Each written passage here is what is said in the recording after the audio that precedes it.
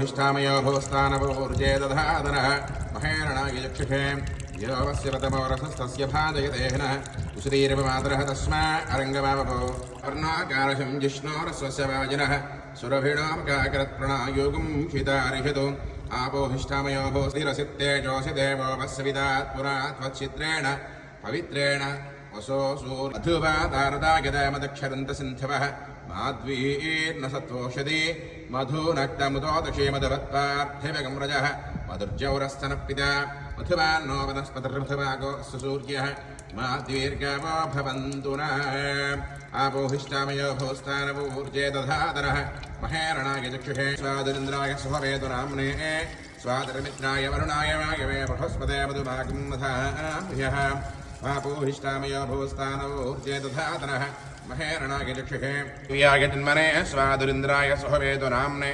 स्वादुर्मित्राय वरुणाय वायवे बृहस्पते मधुभागं दधाम्यः याः अपरा पुष्पायाश्च पुष्पिणीः बृहस्पतिप्रसूतास्थानो मुञ्चन्त्वगं हसः इणीम् ईश्वरीगं सर्वभूतानां तामेव पक्वे श्रियम् ॐ आपोहिष्ठामयो भूस्तानवोर्जे दधातनः महेरणाय चक्षुषे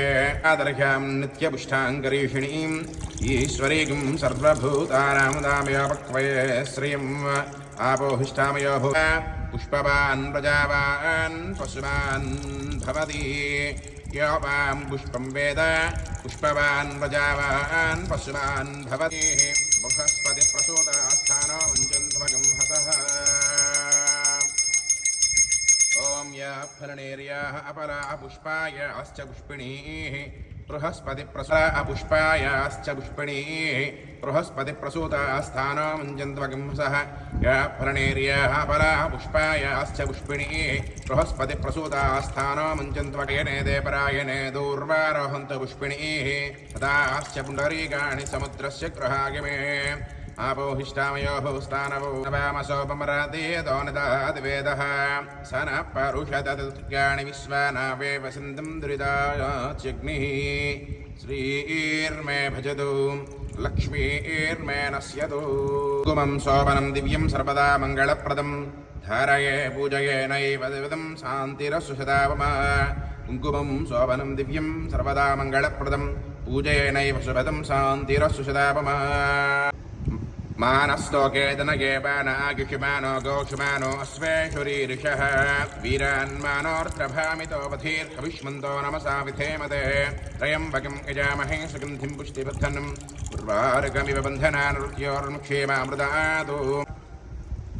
ॐ काण्डात् काण्डात्रोहन्ते पुरुषः परुषः परि ये बाणो दूर्व्ये व्रतनो सहस्रेण शतेन च आपोहिष्ठामयो भोस्ता ॐ सहिरत्नानि दाशुषे सुवादिसविता भगः तं भागं चित्रमीमहे आपोहिष्ठामयो भोस्तानवोर्जे दधातनः महेरणाय चक्षुषे यो वस्यवतमोरसस्तस्य भाजयते हनः श्रुतियावसद्यो जाताय वै नमो नमः भवे भवेनादिभवे भवस्वमान् भवोद्भवाय नमः ॐ वामदेवाय नमो ज्येष्ठाय नमः श्रेष्ठाय नमोऽत्राय नमः कालाय नमः कलविकरणाय नमो बलविकरणाय नमो बलाय नमो अलप्रमथनाय नमः सर्वभूतदमनाय नमो मनोन्मनाय नमः अघोरेभ्यो दघोरेभ्यो घोरघोरधरेभ्यः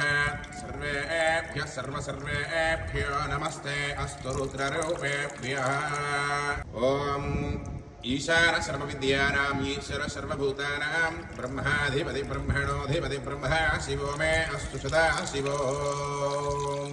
च मे प्रियञ्च मे लोकामश्च मे कामश्च मे धौमनसश्च मे भद्रञ्च मे श्रेयश्च मे वस्यश्च मे यशश्च मे भगश्च मे द्रविणञ्च मे यन्दा च मे धत्ता च मे क्षामश्च मे धृतिश्च मे विश्रञ्च मे महश्च मे संविश्च मे ज्ञात्रञ्च मे असूश्च मे प्रसूश्च मे क्षीरञ्च मे लयश्च मे अमृतञ्च मे क्ष्मञ्च मे नामयश्च मे जीवादुश्च मे दीर्घायुत्वञ्च मे नमित्रञ्च मे भयञ्च मे सुगञ्च मे सयनञ्च मे सुषा च मे सुधीनञ्च मे ॐ शान्तिः शान्तिः शान्तिः आपोहिष्ठामयो भवस्तानवोर्जे दधातनः महेरणाय चक्षुषे यो वस्यवतमोरहस्तस्य भाजयते हनः उषतीर्वमातरः तस्मारङ्गमावपो शिक्षकाय जन्मतः आरेभ्यो घोरघोरधरेभ्यः सर्वेभ्यः सर्वेभ्यो